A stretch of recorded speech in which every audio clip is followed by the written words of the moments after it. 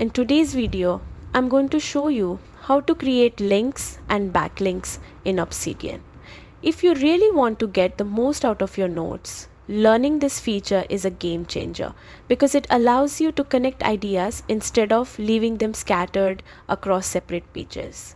Let's start with links. In Obsidian, creating a link is done using wiki-style formatting.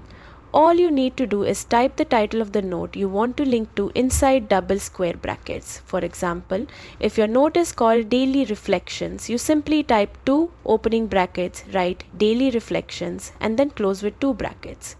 Once you do that, it becomes a clickable link that takes you straight to that note. It's a really fast way to move between related topics. Now, here's where Obsidian becomes truly powerful.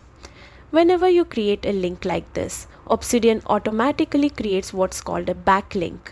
A backlink is simply the connection in the opposite direction. So if note A links to note B, then note B will automatically show that note A is connected to it. You don't have to do anything extra. Obsidian handles it for you. To see your backlinks, open the Backlinks panel, usually found on the right side of the screen. Here, you'll see every note that references the one you're currently viewing.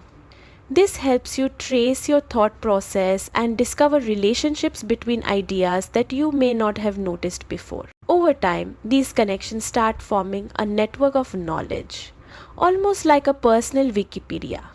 Instead of isolated notes, you now have an interconnected system where everything supports and relates to everything else. This is especially useful for research, journaling, studying, planning projects, or simply organizing your thoughts more clearly. So that's all there is to it. Create a link using double brackets and let Obsidian automatically handle the backlinks for you. Once you start using them regularly, you'll see just how powerful your vault can become. Thanks for watching, and stay tuned for more simple tutorials to help you get the best out of Obsidian.